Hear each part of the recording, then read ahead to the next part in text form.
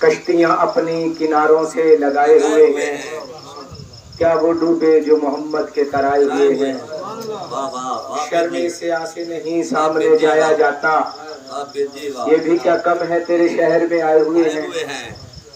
ایک جھلک آج دکھا گنبد خضراء کے مکین، ہم بڑی دور سے دیدار کو آئے ہوئے ہیں۔ سبحان اللہ۔ اور شرمے سے آنسیں نہیں سامنے جایا جاتا، یہ بھی کیا کم ہے تیرے شہر میں آئے ہوئے ہیں۔ ایک جھلک آج دکھا گنبد خضراء کے مکین، ہم بڑی دور سے دیدار کو آئے ہوئے ہیں۔ اور شاعر کیا کہتا ہے، تیری نسبت ہی تو ہے آقا جس کی بدولت ہم لوگ کفر کے دور میں ایمان بچائے ہوئے ہیں۔ اور حاضر و ناظر و نور و بشر و غیب کو چھوڑ، حاضر و ناظر و نور و بشر و غیب کو چھوڑ، شکر کر وہ تیرے عیبوں کو چھپائے ہوئے ہیں۔ اور نام آنے سے ابو بکر و عمر کا لب پر تو بگڑتا ہے وہ پہلو میں سلائے ہوئے ہیں۔ اور کیوں نہ پلڑا تیرے اعمال کا بھاری ہو نصیر، اب تو میزان پہ سرکار بھی آئے ہوئے ہیں۔ پچھلی مرتبہ گفتگو میں ایک سوال کا جواب میں دینا چاہتا تھا، لیکن وہ جواب ٹائم کی قلت کے باعث نہ دے سکا۔ کسی شخص نے قاری صاحب سے سوال کیا ہوگا، مجھے نہیں پتا، لیکن وہ سوال کا جواب میں دینا چاہتا، بھول گیا۔ انسان ہے نا، انسان میں اللہ تعالیٰ نے فطرت رکھی ہے، یاد بھی آ جاتا ہے، بھول بھی جاتا ہے، انسان ہے نا۔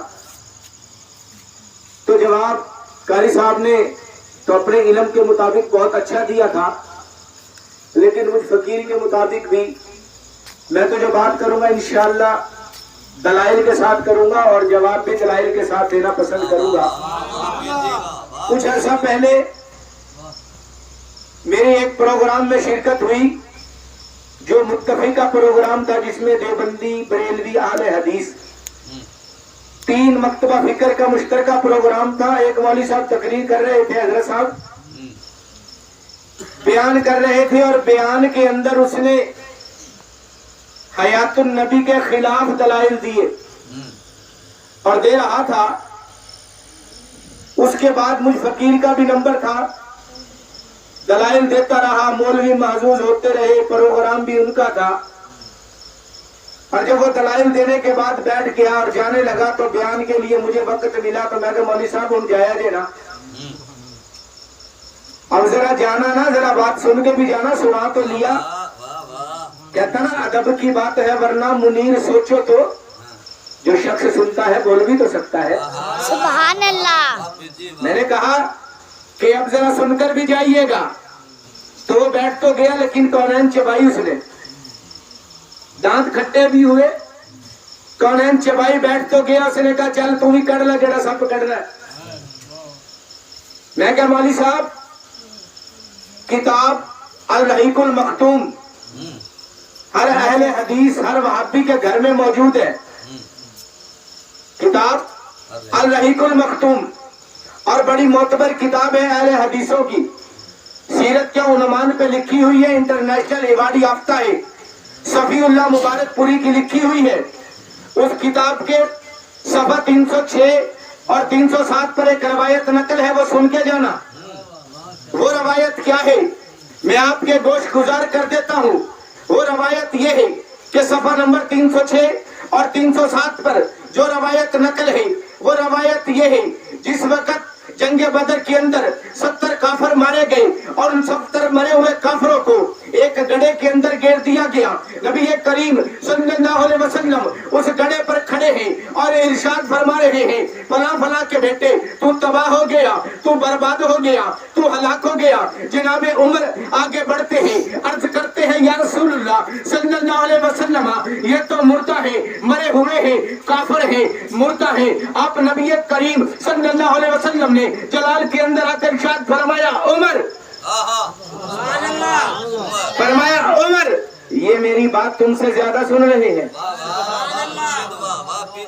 یہ بات میری بات تم سے زیادہ سن رہے ہیں، تم سے زیادہ سماعت کر رہے ہیں۔ ذرا مجھے بتلائیے کہ مردہ ہیں, مرے ہوئے ہیں اور ہیں بھی کافر. نبی کریم صلی اللہ علیہ وسلم کی بات سن رہے ہیں.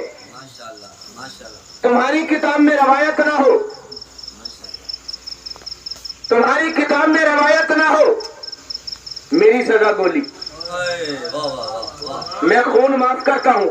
اور اگر کتاب بھی تیری ہے, روایت بھی موجود ہے, تو پھر آپ ہی اپنی جفاؤں پر غور کرو. ہم اگر عرض کریں گے تو شکایت ہوگی. پھر جگہ میں جو گفتگو شروع کی تھی, پھر وہ کان کھل کے کدے ہیں تے کدے ہیں. میں کہا کوئی بات نہیں, کھانے کے لیے بھی جانا ہے نا, تو وہاں پر بیٹھ جائیں گے.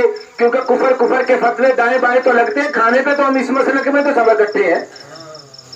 کھانے کے معاملے میں تو سب اکٹھے ہیں, اس میں تو کسی کا بھی اختلاف نہیں ہے. کلو اشربو, کھاؤ پیو, یہاں تو سارے اکٹھے ہیں. تو بات یہ ہے حضرت جی کہ آپ ہی اپنی جفاؤں پر غور کرو. ہمیں